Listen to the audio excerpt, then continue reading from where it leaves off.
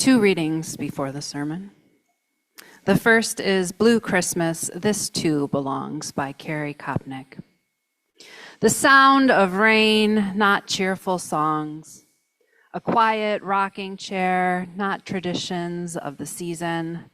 The early sunset, not dancing lights. Loss, tender heart, hollow soul, heavy days. Grief is welcome, a sacred part of the mourning, of the bereft, of the weeping. Amidst the celebrating, this too belongs. This too is holy. It binds us to our ancestors, the earth, the stars. Yet still, a steaming mug of tea warms the belly. The dog wags its tail and the cat purrs. There are laughter and tears, sometimes both, beside the joy. This too belongs. Sharing human suffering is connection. Hearts like stones are held by all that is grief and light intertwined. This too belongs. And Winter Solstice by Rebecca Parker. Perhaps for a moment, the typewriters will stop clicking. The wheels stop rolling. The computers desist from computing, and a hush will fall over the city. For an instant in the stillness, the chiming of the celestial spheres will be heard as Earth hangs poised in the crystalline darkness and then gracefully tilts. Let there be a season when holiness is heard and the splendor of living is revealed. Stunned to stillness by beauty, we remember who we are and why we are here. There are inexplicable mysteries. We are not alone. In the universe, there moves a wild one whose gesture alters Earth's access toward love. In the immense darkness, everything spins with joy. The cosmos enfold us.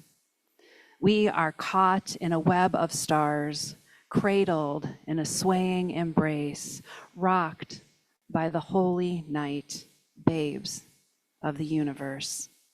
Let this be the time we wake to life, like spring wakes in the moment of winter solstice.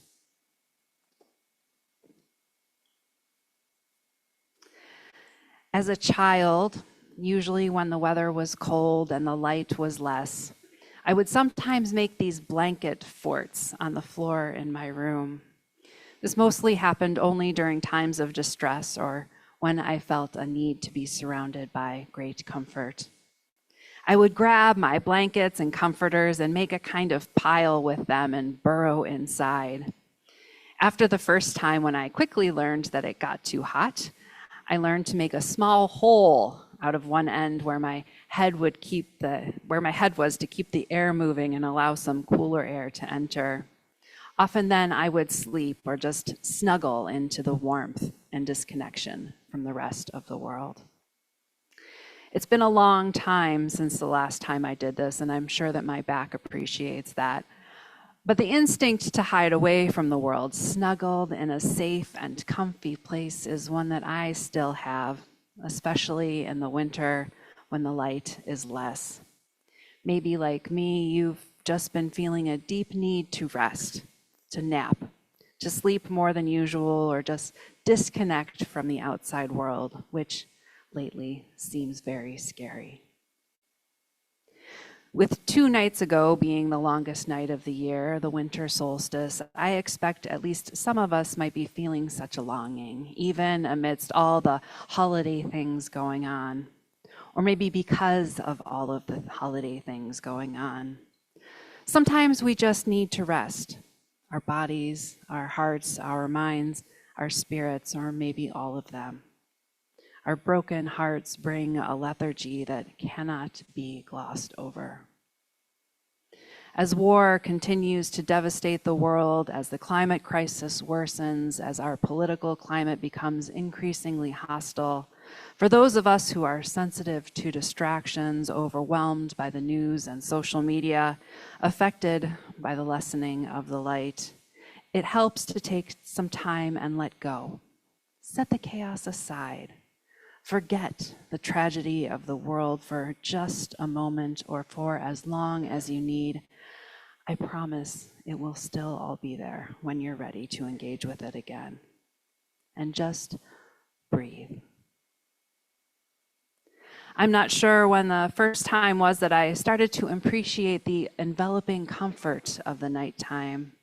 I worked second shift for years, having worked in retail through high school, college, and grad school, college, and grad school again.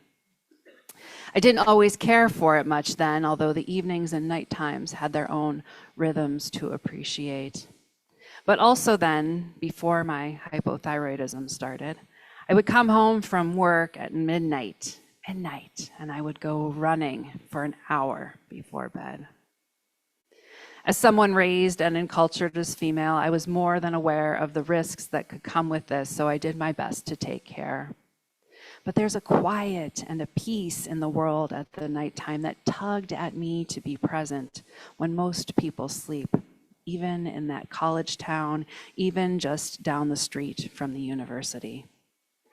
Maybe some of it is the miracle of it all, how small we are in the scope of the universe despite our attempts to make it not seem so. The way everything that doesn't matter so much shrinks in size in comparison, the scale of meaning shifting to simpler values. Van Gogh said, "For my part, I know nothing with any certainty, but the sight of the stars makes me dream." Even without the stars, which are hard to see from cities, being awake in a world during its slumber, when the distractions are few and it feels like it's mostly just you and the vastness of it all, capital A, is grounding and freeing in ways that are hard to express. I titled this service after Van Gogh's masterpiece, The Starry Night, one of my favorite pieces of art, so much so that I spent more than 10 months cross-stitching it last year. While the winter times are full of beauty, they are also full of challenge for many of us. Those with seasonal affective disorder, depression, or other mental illnesses, and the many of us who have experienced tender losses, are sensitive to the world or just having a rough time. Van Gogh was one of these, and his episode that happened in late December of 1888 and led to the self-mutilation of his left ear eventually got him to admit himself for care and support in May of 1889. The Starry Night was painted the following month, reminding Van Gogh, and perhaps us as well, that darkness, difficulty, beauty, mystery, and wonder can all exist at the same time. "Hope is in the stars," he wrote. He remained in the mental institution for a year. Mental institution or asylum is not really an appropriate translation for where he was, though.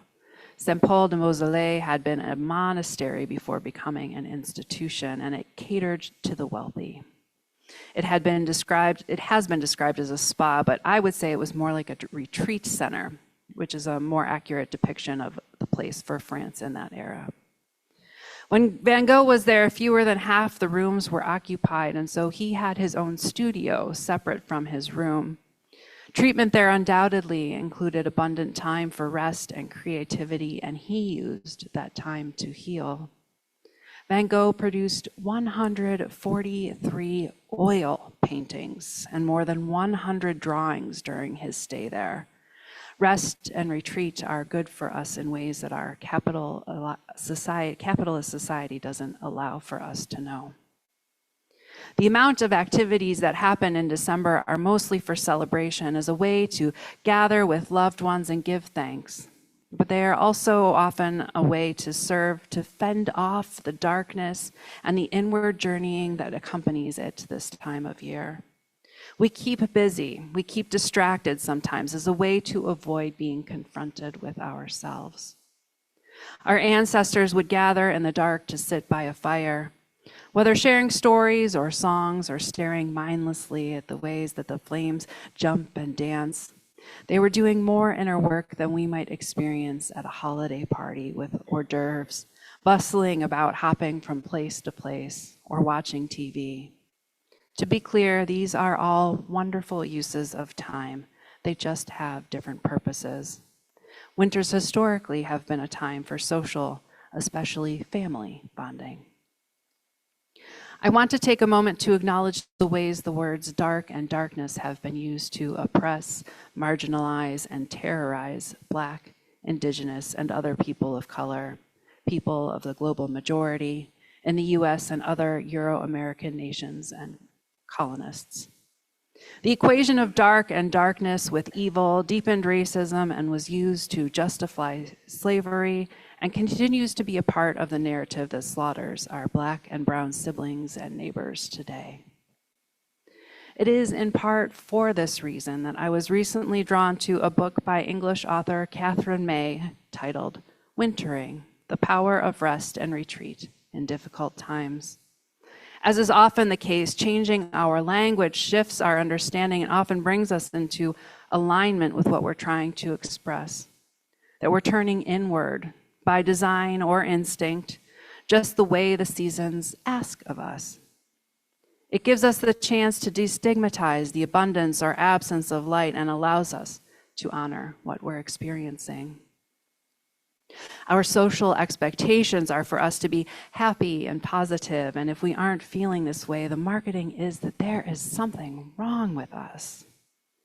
I have long resisted this commitment to toxic positivity, and as a chaplain, I would often have to soft sell, or sometimes hard sell, people into feeling whatever they were actually feeling without any apology. In Wintering, May talks about challenging and sad times as times when our lives, like a field, might be fallow, not a time of growth so much as a time for rest. We might feel empty, sad, lonely, rejected, sidelined, fragile, vulnerable, or exposed. Often we may try to resist this, but the more we do, the worse it likely feels. Instead, May encourages us to lean into it, to sit with our feelings, to slow down, to be present, to withdraw from life, from the busyness clamoring at our doors for attention. In so doing, she has noticed in her own life the ways that she becomes more attuned to the natural world and therefore appreciative of the gifts it offers. This then eases the feeling, restoring her more to a sense of peace. I love the way May integrates the natural world into her philosophy of coping with life's difficulties and our sadnesses. This reminds us that whatever we're going through will indeed pass, as well as the fact that it's all a natural part of what we will experience. May's inclination when she's experiencing difficulties is to travel north.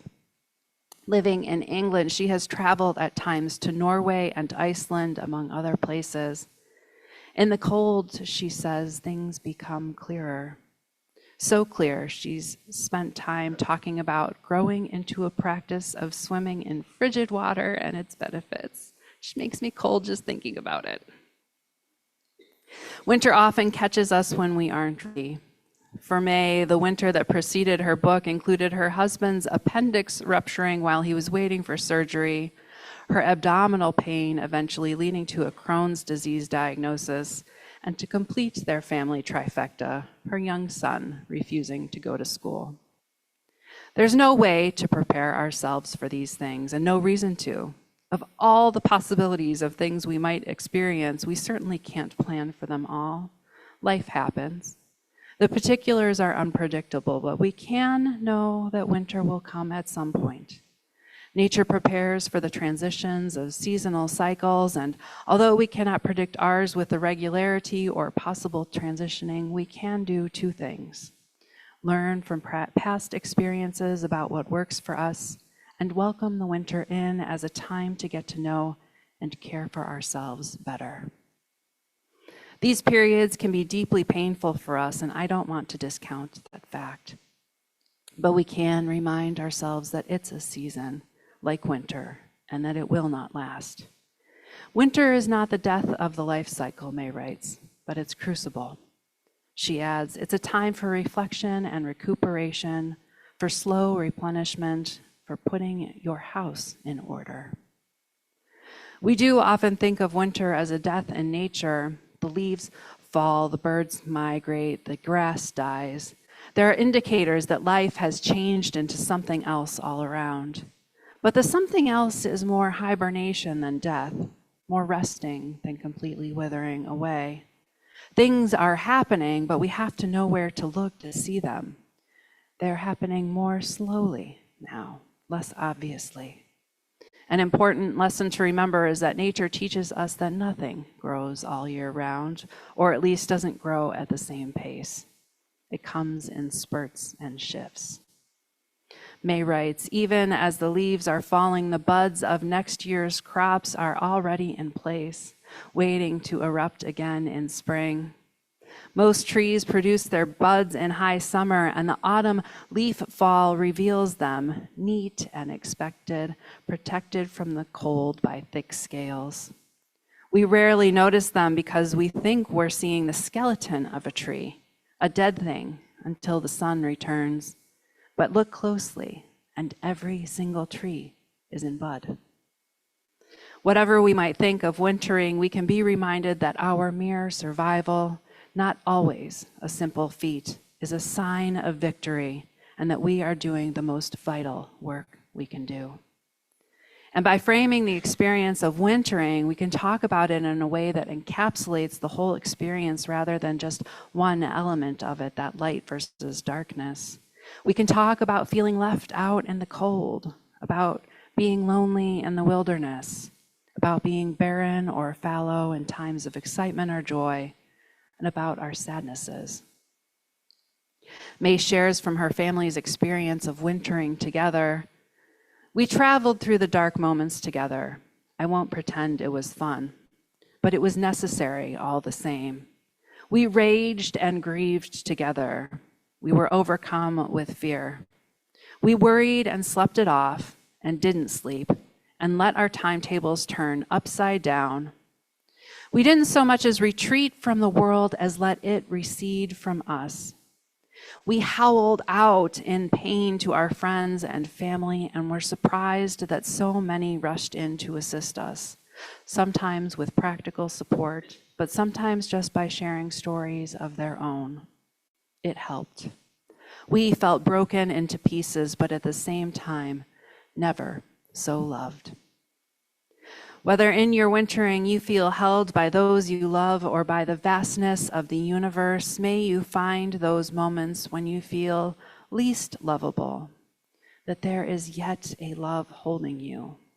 And may its kindness and care help hold you through the next moment and the next, until you are ready to emerge, rested, renewed, and strengthened in the spring.